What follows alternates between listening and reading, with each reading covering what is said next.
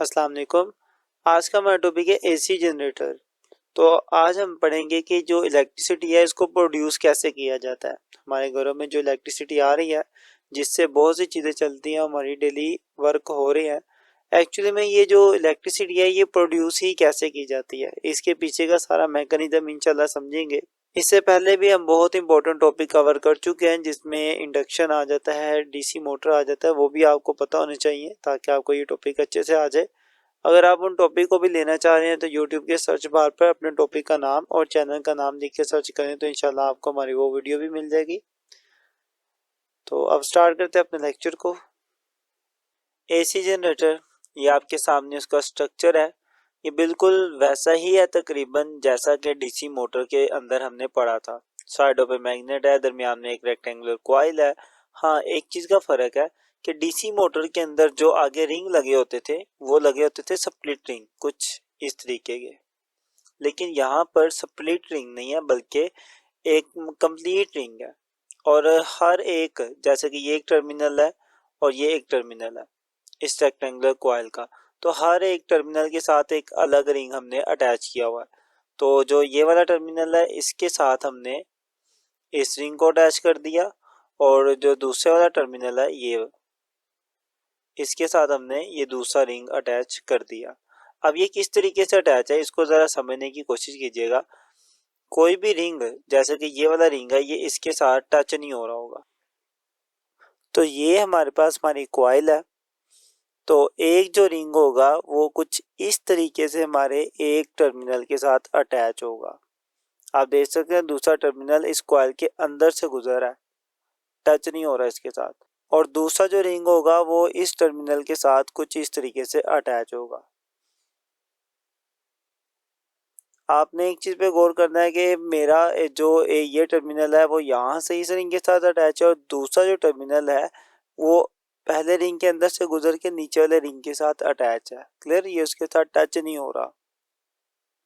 इस तरीके से जब कॉइल में ये रोटेट करेगी ये फ्रीली रोटेट कर पाएगी और पूरी रोटेशन के दौरान अपने अपने रिंग के साथ अटैच में रहेगी। इस तरीके से ये दोनों रिंग है। इन रिंग्स को कहा जाता है, ये है slip ring. Clear? DC motor के अंदर जो रिंग थे वो इस तरीके के थे, हाफ थे, आधे थे, इसलिए उनको कहा जाता था स्प्लिट रिंग। लेकिन ये वाले जो रिंग है इनको कहा जाता है स्लिप रिंग। ठीक है, ये याद रखिएगा। बाकी बातें सारी वही हैं कि इसको आर्मेचर कहते हैं, ये मैग्नेट्स हैं, इनके बीच मैग्नेटिक फील्ड मौजूद है। तो बाकी सारी बातें वही हैं जो डीसी मोटर में हमने पढ़ी थी। अब एसी जनरेटर क्या करेगा, ये करंट प्रोड्यूस करेगा। एसी का मतलब क्या है? Alternating current. तो ये एक ऐसा जनरेटर है जो कि अल्टरनेटिंग करंट प्रोड्यूस करता है। अब ये वर्क कैसे करता है, काम कैसे करता है, इसको भी डिटेल में देखते हैं। एक कॉन्सेप्ट है जो पीछे कवर हम कर चुके हैं। हमने ये बात करी थी कि जब भी किसी कॉइल में से मैग्नेटिक लाइंस को चेंज किया जाता है तो उसके अंदर एक ईएमएफ इंड्यूस हो जाती है, एक करंट आ जाता है उसके अंदर। तो इस कॉन्सेप्ट को कहा जाता है इलेक्ट्रोमैग्नेटिक इंडक्शन। इसके ऊपर हमने पूरी एक वीडियो बनाई हुई है, ये हमारा टॉपिक गुजरा हुआ है, आप उसको भी देख सकते हैं। तो ये बात ज़हन में रख लें कि अगर मैग्नेटिक फील्ड चेंज हो रहा है और उस वजह से करंट प्रोड्यूस हो रहा है तो हम कहेंगे कि इस सारे प्रोसेस को क्या कहेंगे हम? Electromagnetic induction. और यही काम एसी जनरेटर के अंदर हो रहा है। तो यहाँ से ये बात क्लियर हुई कि एसी जनरेटर का जो बेसिक प्रिंसिपल है जिस पे वो काम करता है वो क्या है? Electromagnetic induction. इस बात को एज अ शॉर्ट भी जहन में रखें और एज एमसीक्यूज भी। ये अक्सर पूछी जाती है कि एसी जनरेटर का बेसिक प्रिंसिपल क्या है, तो वो क्या होगा? Electromagnetic induction. सेम वही कॉन्सेप्ट हम एसी जनरेटर के अंदर यूज करते हैं। आपके सामने एक कॉइल मौजूद है, इसके मिड में हम क्या करेंगे? इस कॉइल को रोटेट करेंगे। जैसे ही ये कॉइल रोटेट होगी तो इस कॉइल के अंदर से जो मैग्नेटिक लाइंस गुजर रही होंगी वो चेंज होना शुरू हो जाएंगी, कभी ज़्यादा गुजरेंगी कभी कम। और जिसकी वजह से क्या होगा? इस रेक्टेंगुलर कॉइल के अंदर ईएमएफ जनरेट हो जाएगी और करंट बहना शुरू हो जाएगा। हमारी कॉइल मुसलसल रोटेट करती रहेगी तो उसके अकॉर्डिंगली हमारा करंट जनरेट होता रहेगा। आप देख सकते हैं कि ये कॉइल घूम रही है, इनके टर्मिनल से इस वाले रिंग को और इस वाले रिंग को, दोनों को क्या मिल रहा है, करंट मिल रहा है, और यही करंट आगे जा रहा है इस बल्ब के पास, और देन फाइनली बल्ब हमारा जलता है। जैसे ही करंट कम होता है इसकी रोशनी भी कम हो जाती है और देन फाइनली ये बंद हो जाता है। अब एक्चुअली में ये सारे का सारा वर्क कैसे कर रहा है इसको डिटेल में देखते हैं। उसके लिए मान लेता हूँ कि मेरा ये जो रिंग है ये इस पोजीशन में मौजूद है जहां पर रहकर कोई भी करंट नहीं गुजरा और मेरा बल्ब अभी क्लोज है। आपको पता है कि मैग्नेटिक लाइंस की जो डायरेक्शन है वो नॉर्थ से साउथ की तरफ है, तो मैग्नेटिक लाइंस इस कॉइल में से गुजर ही होंगी। लेकिन एक बार याद रखिएगा कि मैग्नेटिक लाइंस गुजरने से करंट नहीं प्रोड्यूस होता, मैग्नेटिक लाइंस चेंज होने से करंट प्रोड्यूस होता है। तो जैसे ही इस कॉइल को मैं रोटेट करूंगा ये रोटेट होगी, तो मैग्नेटिक लाइंस पहले जो गुजरी थी वो ज्यादा गुजरी होंगी, जब मैं इसे रोटेट करूंगा तो मैग्नेटिक लाइंस कम गुजरेंगी, तो चेंज होगा जिस वजह से इसमें करंट आ जाएगा। तो अभी स्टार्टिंग में कोई मैग्नेटिक लाइन चेंज नहीं हो रही, गुजर रही है लेकिन चेंज नहीं हो रही, इसलिए करंट भी अभी क्या होगा, जीरो होगा। तो अभी मेरा करंट क्या है, जीरो है। मैं अपनी इस कॉइल को करता हूँ रोटेट। अब रोटेट कैसे करेंगे, सिंपल, अपने इसके हमने इस दरमियान में एक शाफ्ट लगाई होती है इस तरीके से, यहाँ से इसको रोटेट करते हैं तो कॉइल रोटेट होती है। लेकिन प्रैक्टिकल लाइफ में इसको रोटेट करने के कई तरीके हैं। हम इसके पीछे पंखा लगा देते हैं जिसे हम टरबाइन कहते हैं, हवा की मदद से ये रोटेट होता है जनरेटर के अंदर और देन ये करंट प्रोड्यूस होता है। आपने बड़ी बड़ी विंड टरबाइंस देखी होंगी, उनके अंदर जो पंखे घूम रहे होते हैं वो बेसिकली क्या कर रहे होते हैं, अपने पीछे कॉइल्स को रोटेट कर रहे होते हैं। इसी तरीके से ये जो डैम होते हैं, डैमों के अंदर जब पानी फ्लो कर रहा होता है तो वो पानी भी बेसिकली फ्लो करते हुए क्या करता है, इन कॉइल्स को रोटेट करता है, जिस वजह से करंट प्रोड्यूस होता है। तो अभी भी ये रोटेट करेंगे तो इसके अंदर करंट प्रोड्यूस होगा। तो फाइनली अब मैं अपनी इस कॉइल को करने लगा हूँ रोटेट, तो मेरी ये कॉइल रोटेट करेगी और रोटेट करके इधर आ जाएगी, इस पोजीशन में आ गई। जैसे ही मेरी कॉइल ने रोटेट किया आपने देखा कि मेरा जो बल्ब है ये ऑन हो गया। ये क्यों ऑन हुआ, क्योंकि अब इसके अंदर करंट प्रोड्यूस हो चुका है। पहले जब मेरी कॉइल बिल्कुल परपेंडिकुलर हालत में थी तो मैक्सिमम नंबर ऑफ लाइंस गुजर रही थी इसमें से, लेकिन अब इसकी जो पोजीशन है ये हॉरिजॉन्टल है। हॉरिजॉन्टल पोजीशन में देखें मैग्नेटिक लाइंस ऊपर से गुजर जाएंगी या कुछ नीचे से गुजर जाएंगी, इसके अंदर से बहुत कम गुजरेंगी। तो पहले ज्यादा गुजर रही थी, अब इस पोजीशन में कम गुजर रही है, तो मैग्नेटिक लाइन जो गुजर रही है वो चेंज हुई। चेंज होने की वजह से इसके अंदर क्या आ चुका है, अब करंट आ चुका है, और वही करंट अब इस बल्ब के अंदर आया और बल्ब हमारा रोशन होना शुरू हो गया।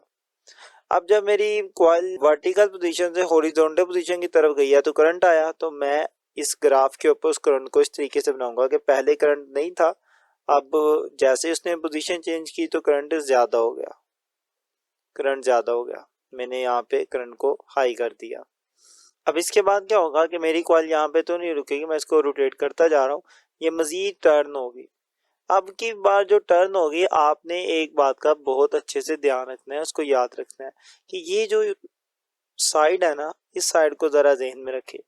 इस साइड में करंट इस डायरेक्शन में मूव कर रहा है और यहाँ पे करंट इस डायरेक्शन में मूव कर रहा है। अच्छा, यहाँ पर एक बड़ा इंपॉर्टेंट पॉइंट कि हमें कैसे पता कि करंट की डायरेक्शन ये है, इसके लिए भी एक लॉ है हमारे पास, फ्लेमिंग का रूल है। आपने पहले भी पढ़ा होगा, लेकिन वो जो फ्लेमिंग का रूल था ना वो था लेफ्ट हैंड रूल। जो आपने पहले पढ़ा वो था लेफ्ट हैंड रूल। वो यूज होता था ये फाइंड करने के लिए कि अगर कोई कंडक्टर किसी मैग्नेटिक फील्ड में है तो उस पर फोर्स किस डायरेक्शन में लगेगी। लेकिन अब हम जो यूज करेंगे वो फ्लेमिंग का लेफ्ट नहीं बल्कि राइट हैंड रूल है फ्लेमिंग का ही, लेकिन कौन सा रूल है, राइट हैंड रूल। सेम वही बातें हैं जो उसमें थी लेफ्ट हैंड में वही राइट हैंड में है, बस अब के बार हम राइट अपना हैंड कौन सा यूज करेंगे, राइट हैंड यूज करेंगे। अब ये रूल किस काम के लिए यूज किया जाता है, ये एसी जनरेटर के अंदर करंट की डायरेक्शन फाइंड करने के लिए यूज किया जाता है। अब इसके अकॉर्डिंगली क्या करना है आपने अपने इस रूल को जब यूज करना है, मैं अभी करके दिखाता हूँ कि आपने अपनी तीनों फिंगर को स्ट्रेच कर लेना है। थंब आपको बताएगा, थंब को आपने किस डायरेक्शन में रखना है, जिस डायरेक्शन में कॉइल घूम रही है। अभी कॉइल डाउनवर्ड डायरेक्शन में जा रही है तो मैंने उसी डायरेक्शन में थंब रख दिया। अपनी जो फोर फिंगर है आपने इसे हमेशा किस डायरेक्शन में रखना है, मैग्नेटिक फील्ड की डायरेक्शन में रखना है। तो नॉर्थ से साउथ मैग्नेटिक फील्ड थी वो उस डायरेक्शन में आ गई। और ये आपकी जो फिंगर है मिडिल फिंगर, ये आपको बताएगी करंट के डायरेक्शन। तो करंट की डायरेक्शन देखें यही थी और वो हमें पता चल गई। क्लियर कि डाउनवर्ड डायरेक्शन में थंब आ गया था, इस डायरेक्शन में मैग्नेटिक फील्ड आ गई, तो ये जो डायरेक्शन है ये हमें करंट बताएगी। तो यही फ्लेमिंग का राइट हैंड रूल था जो हमने अप्लाई कर लिया। अब यही रूल आप अपनी दूसरी साइड में भी यूज कर सकते हैं और मैं करता हूँ। मैं अपने राइट हैंड की तीनों फिंगर्स को स्ट्रेच कर लेता हूँ और अकॉर्डिंग टू दी सिनेरियो अपनी फिंगर्स को अरेंज करता हूँ। आप देख सकते हैं कि नॉर्थ से साउथ मेरी मैग्नेटिक फील्ड है, तो मैंने उसी डायरेक्शन में अपनी फोर फिंगर को रखा। जो मेरी कॉइल है ये अपवर्ड डायरेक्शन में मूव कर रही है, तो मैंने अपने थंब को भी अपवर्ड डायरेक्शन में रखा। अब ये फिंगर की डायरेक्शन देख लें ये है, तो इसी डायरेक्शन में क्या होगा, करंट होगा। तो उसी डायरेक्शन में क्या है, करंट है। तो इस तरीके से हम फाइंड आउट कर सकते हैं कि करंट की डायरेक्शन क्या होगी। इसको अच्छे से याद रखिएगा कि यहाँ पे हम कौन सा रूल यूज करेंगे, फ्लेमिंग राइट हैंड रूल। अब मैं अपने इन हैंड्स को रिमूव कर रहा हूँ। मैं उम्मीद करता हूँ आपको समझ आ चुका होगा ताकि ये नीट एंड क्लीन रहे। अब इस साइड ने क्या करना है, रोटेट होके इधर आ जाना है। तो देखिएगा कि क्या होता है। मेरी अब ये साइड रोटेट करने वाली है, तो मैं जब इसे दोबारा रोटेट करूंगा तो ये रोटेट करके सीधी होगी। अगेन जब मेरी कॉइल यहाँ से इधर आई तो उसका करंट फिर पहले से कम हो गया। तो अब करंट कम हो गया तो ग्राफ मेरा फिर डाउनवर्ड डायरेक्शन में आएगा, क्योंकि अब करंट की वैल्यू कम हो चुकी है। क्लियर।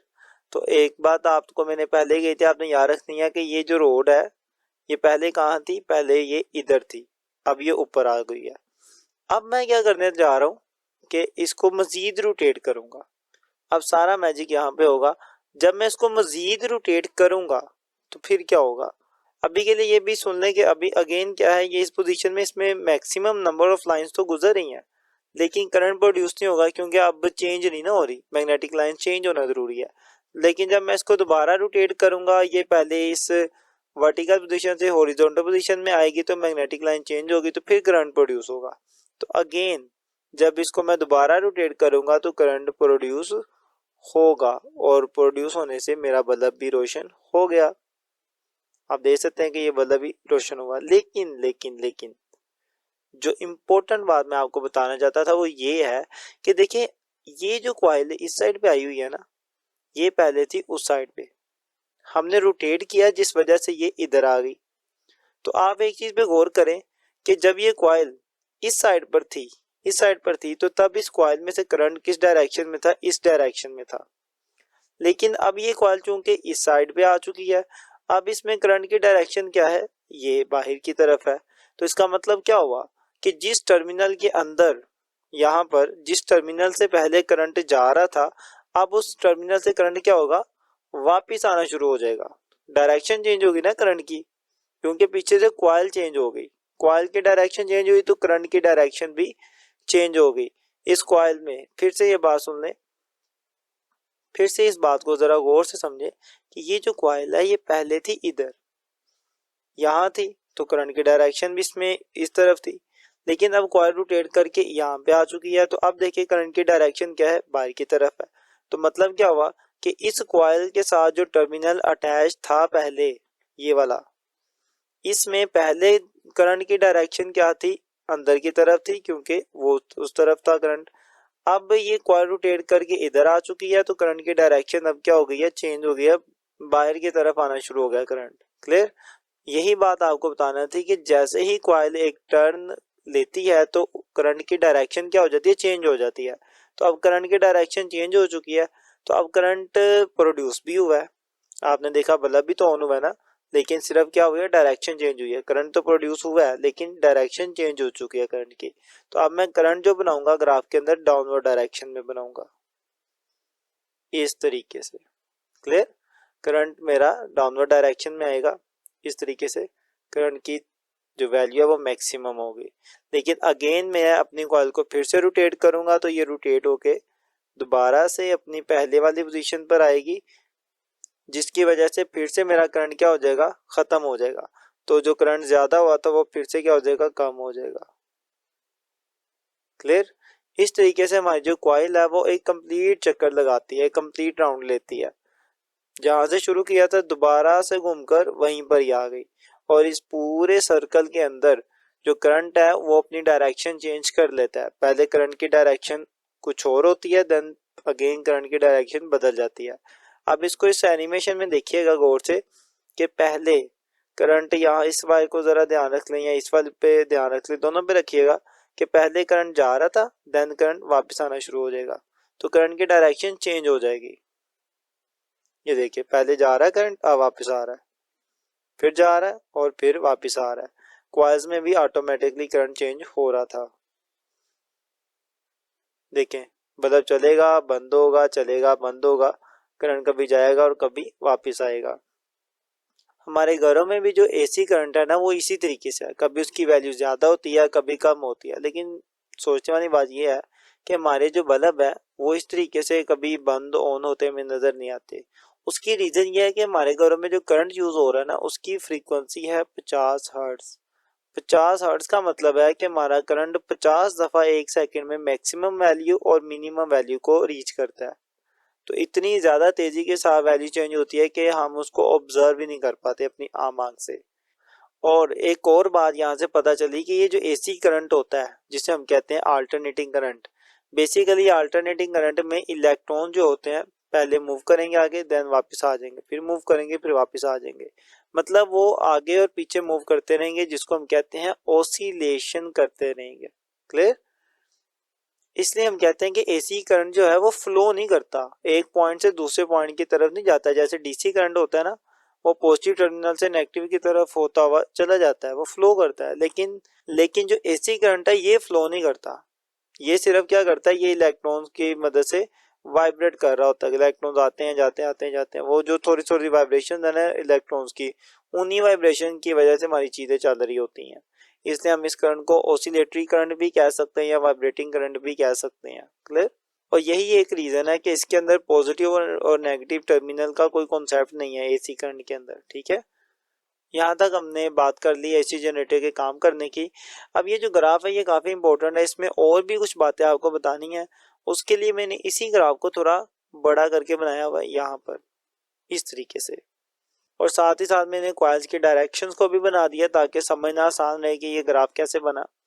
सबसे पहले मेरा जो कॉइल है वो वर्टिकल पोजीशन में है, मैग्नेटिक लाइंस इसमें से गुजरेंगी तो सही है लेकिन चेंज नहीं हो रही, जिस वजह से करंट होगा जीरो, तो वो जीरो रहेगी यहाँ पे वैल्यू करंट की। उसके बाद क्या होगा, मेरी कॉइल रोटेट करेगी, रोटेट करके वर्टिकल से हॉरिजॉन्टल पोजीशन में चली जाएगी। तो चूंकि चेंज हुई है पोजीशन, पहले लाइन ज्यादा गुजर रही थी, इस पोजीशन में लाइंस कम गुजरेंगी, तो करंट इसमें ज्यादा इंड्यूस होगा। तो करंट इंड्यूस हो गया तो देखिए करंट की वैल्यू जीरो से मैक्सिमम हो गई, यहाँ पे करंट हमारा क्या होगा, मैक्सिमम हो गया। अब अगेन यहाँ पे रुकी तो नहीं रहेगी, फिर से रोटेट करेगी मेरी कॉइल। जब कॉइल मेरी दोबारा रोटेट करेगी तो यहाँ से ऊपर आ जाएगी और ये वाला टर्मिनल नीचे चला जाएगा और मेरी कॉइल इस पोजीशन में आके रुक जाएगी।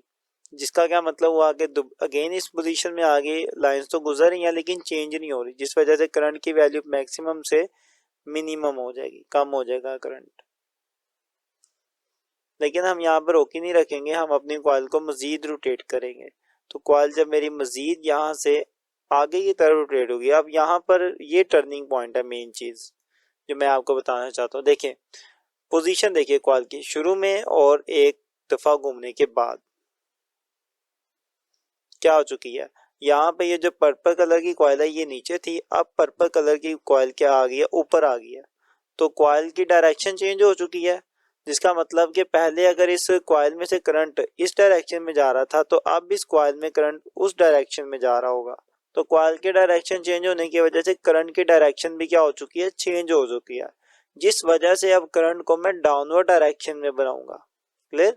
तो अगेन मेरी कॉइल यहाँ से फिर इस हॉरिजॉन्टल पोजीशन में जाएगी, मैग्नेटिक लाइन चेंज होगी, करंट प्रोड्यूस तो होगा लेकिन करंट ऑपोजिट डायरेक्शन में प्रोड्यूस होगा, जिस वजह से मैं करंट को नीचे की तरफ ड्रा करूंगा और बाकी साइकिल मेरा ऐसे चलता रहेगा। तो मेरी कॉइल ने इस पोजीशन से स्टार्ट किया था, मुकम्मल राउंड लेने के बाद वो दोबारा सेम उसी पोजीशन पर आ गई और मेरा करंट किस तरीके से प्रोड्यूस हुआ, इस तरीके से आप देख सकते हैं। ये कंप्लीट राउंड लेने के बाद करंट प्रोड्यूस हुआ हमारा, ये कंप्लीट राउंड लेने के बाद हमारा करंट प्रोड्यूस हुआ, ठीक है, एक कंप्लीट साइकिल। तो मैं कह सकता हूँ कि ये कंप्लीट साइकिल है, तो शुरू में 0 वैल्यू रख लो और यहाँ पे 1, 1 का मतलब एक कंप्लीट साइकिल, एक साइकिल कंप्लीट हो गया हमारा। तो टोटल इस साइकिल की कितने हिस्से हो गए, 4। ये वाला जो हिस्सा होगा ये 1/4 हिस्सा होगा इसका, ये वाला इसका सेकंड हिस्सा होगा, मतलब 2 हिस्सों में डिवाइड हो गया ना यहाँ पे, ये इसका तीसरा हिस्सा होगा तो इसको 3/4 लिखेंगे और यहाँ पे ये कंप्लीट हो गया। अब एक बहुत इंपॉर्टेंट एमसीक्यू यहाँ पे बनता है कि आखिर हमारी कॉइल कितने डिग्री रोटेट करती है जिसके बाद करंट की डायरेक्शन चेंज हो जाती है। तो देखिए यहाँ तक तो 0 होता है, यहाँ तक कितना एंगल होता है 90 डिग्री, और देन अगेन मेरी कॉइल रोटेट करेगी और यहाँ पे कितना आ जाएगा 180 डिग्री। तो यहाँ से ये बात समझ आ गई कि 180 डिग्री एंगल या 180 डिग्री एंगल जितना मेरी कॉइल जब रोटेट करेगी तब मेरे करंट की डायरेक्शन चेंज हो जाएगी। 180 के बाद फिर 270 और देन 270 के बाद फाइनली 360 जो एंगल होता है वो कंप्लीट साइकिल का होता है, कंप्लीट सर्कल का होता है। और यहाँ जब पहुंची है तो आप देख सकते हैं कि कॉइल की पहले वाली पोजीशन और अब वाली पोजीशन सेम है। पहले भी कॉइल इधर ही थी, ऐसे कंप्लीट घूमकर दोबारा इसी पोजीशन पर आ गई है और वो ये पोजीशन है।